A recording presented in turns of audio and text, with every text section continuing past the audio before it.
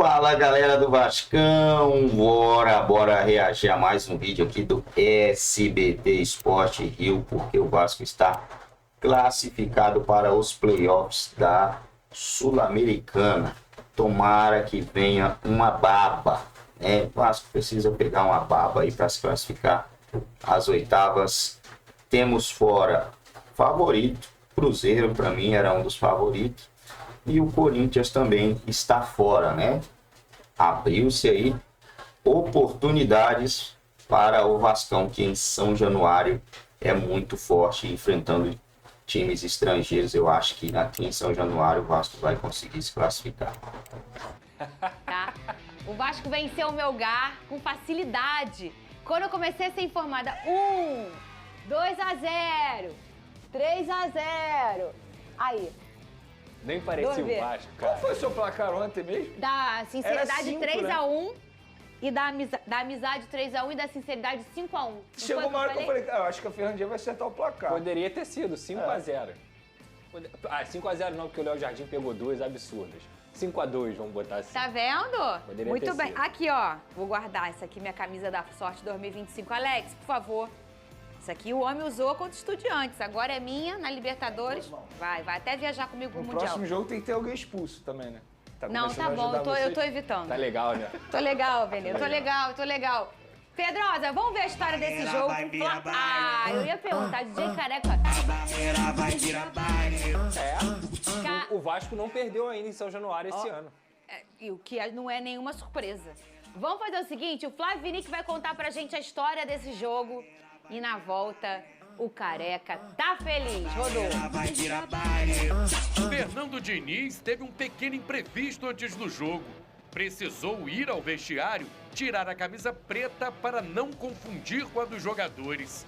Voltou com uma de cor mais viva, que acabou dando sorte.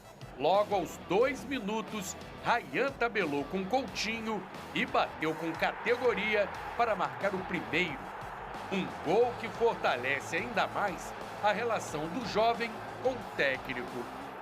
O Diniz, quando pegar na bola, vai para cima do adversário. Então, como eu vi o Coutinho ali livre, eu toquei para ele. Como a gente faz muito isso, ele procurou fazer a tabela e deu aquela chapada linda. Isso é o belo gol. Ele é imperdível na próxima janela. Para mim, o vender o Rayan agora é vender ele por um valor muito menor do que ele vai valer. E ele vai ser muito importante. Você não contrata o Rayan. Esse é um que claramente, para mim, estava jogando muito abaixo daquilo que ele pode render. Esse Rayan, isso para mim é só um início. O Melgar jogava pelo empate e foi para cima. Mas superar o Léo Jardim nunca é uma tarefa simples. Apesar da vantagem, Diniz seguia gritando na beira do campo. Não demorou para o Vasco chegar ao segundo. A bola passou de um lado para outro da área e sobrou para o Paulo Henrique mandar para dentro. Ele cumprimentou o chefe, mesmo após ouvir muita bronca. A cobrança é grande antes, durante, depois. Ele não deixa a gente se acomodar. A gente que está na lateral, ele está sempre ouvindo ele, tanto instruções para nós quanto para outros jogadores para a gente passar no decorrer da partida. Então ele está sempre ali gritando, cobrando, incentivando, estimulando a gente para que a gente não relaxe na partida. O roteiro do jogo não mudava. Léo Jardim fazia bem a parte dele quando era exigido. A torcida cantava feliz na arquibancada, esbravejando na área técnica. E o Vasco marcava em jogada perigosa como essa, em que o Tietê deixou o Verrete na boa para fazer o terceiro e praticamente garantir a vitória e a vice-liderança do grupo. Claro que a gente queria classificar primeiro, mas se deu tudo assim, se deu desta maneira. E agora a gente tem que esperar por um time da Libertadores e tem que jogar. Sabemos que a gente vai pegar esse time depois do Mundial de Clubes. Então a gente tem tempo para trabalhar, tem tempo para melhorar. Como a situação do Melgar ficou quase irreversível, o time peruano desanimou e ameaçou pouco no segundo tempo. O Vasco não precisou fazer muita força para garantir o resultado e também foi discreto no ataque. Afinal, a missão já tinha sido cumprida. O Vasco alcança com sobras o objetivo da noite. Ultrapassa o Melgar e termina na segunda colocação do Grupo G. Agora disputa contra uma equipe eliminada da Libertadores uma vaga nas oitavas de final da Copa Sul-Americana. Em alguns jogos a gente não foi tão bem, mas hoje eu acredito que o time jogou muito bem, merecemos a vitória, merecemos a classificação para os playoffs e não tenho o que escolher. A gente vai jogar esses jogos e dar a vida para poder classificar. Diniz juntou os jogadores após a partida e foi agradecer o apoio da torcida. Seja qual for o próximo adversário, vai ter que encarar o Caldeirão de São Januário. A barreira vai virar baile.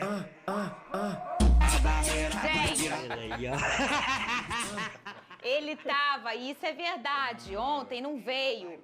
Não meteu atestado, não. Quer dizer, teve um atestado, mas não é que ele meteu atestado, que ele realmente estava com alergia. Aí teve uma pessoa, que eu não vou falar quem, que falou, alergia à Vitória, será? Não tinha um negócio de vacina? Mas não fui eu que falei isso, foi o próprio Pedrosa que falou isso. Já chegou a vacina, eu falei. Em São Januário sempre tem vacinação, cara. Muito bem, o negócio você é tomou quando a sai de São vacina? O Januário. Pedrosa falou alergia à Vitória. O cara falta por quê? Porque tá com alergia. Aí eu vou falar o quê?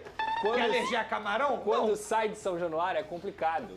Dentro de São Januário a vacinação tá sempre pronta. Você gostou? De 0 a 10, te dou nota 100, Lucas Pedrosa, pro Vasco ontem? Não. De 0 a 10... Ah, parou. Muito chato. De 0 a 10, nota 8. Tá bom. Por que perdeu 2 pontos? Porque o segundo tempo não foi tão bom. Assim, acho que o time caiu de rendimento no segundo tempo. Falando do primeiro especificamente, foi uma equipe avassaladora, já começou o jogo em nível altíssimo. Por que, Pedrosa? Primeiro ponto, e o mais importante, Jair é um jogador muito melhor na saída de bola, com a bola no pé, do que o Hugo Moura. Quem jogou ao lado dele? Tietê.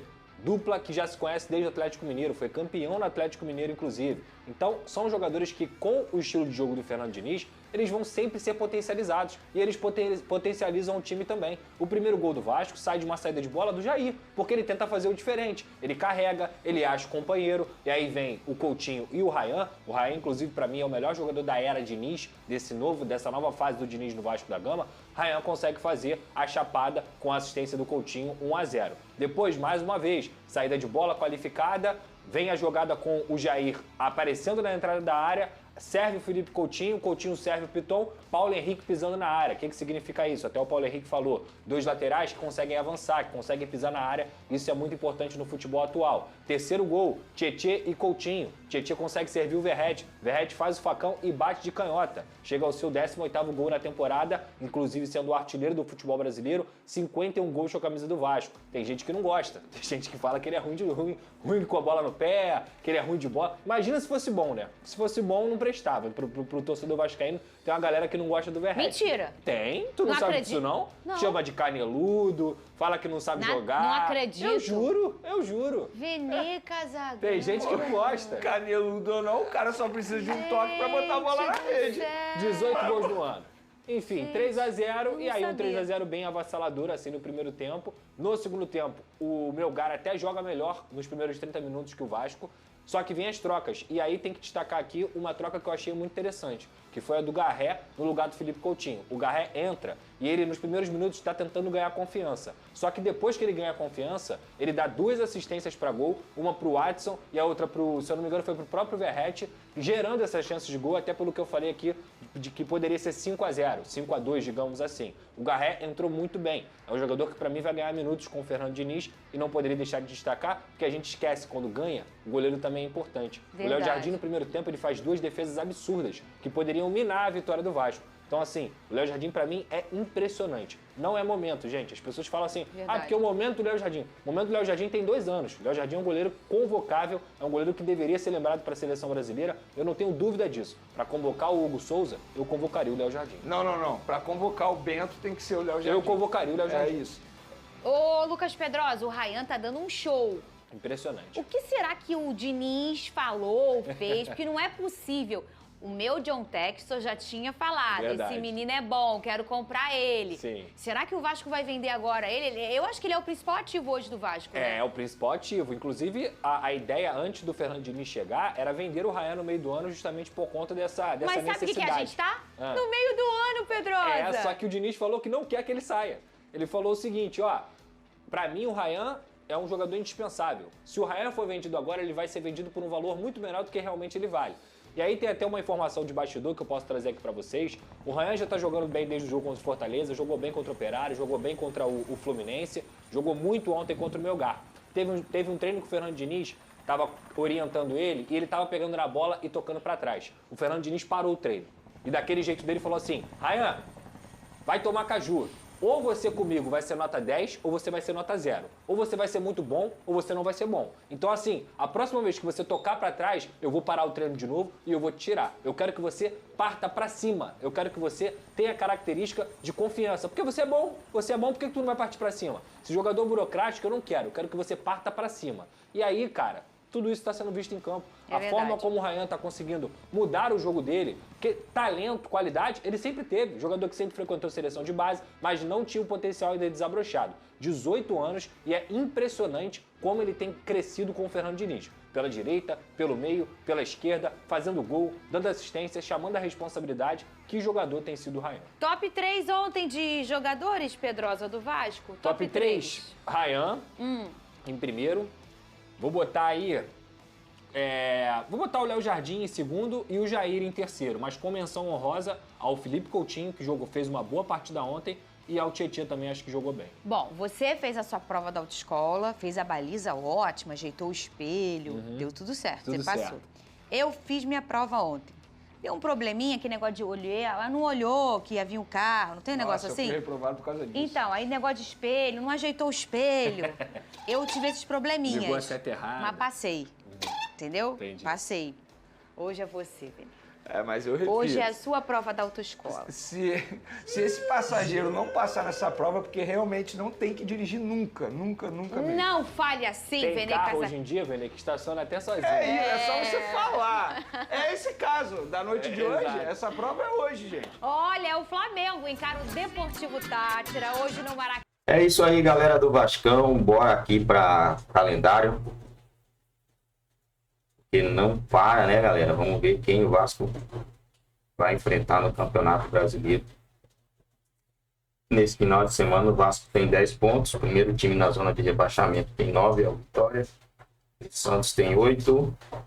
E o Juventude tem 8. Alguém ali vai vencer, né? E por esse motivo o Vasco também precisa vencer. E é o Red Bull Bragantino. O Vasco tem Red Bull Bragantino e São Paulo pelo Campeonato Brasileiro. São dois jogos bem complicados, mas muito complicados. E precisa muito da vitória, né? O Red Bull Bragantino está no G4, sofreu apenas 8 gols nesse Campeonato Brasileiro.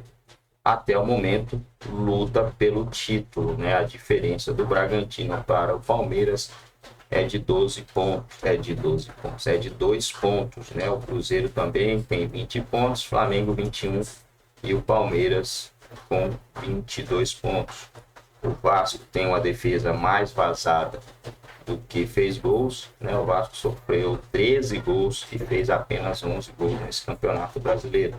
Uma defesa muito vazada mesmo, né? Precisa dar uma concentrada, precisa organizar mais esse negócio aí.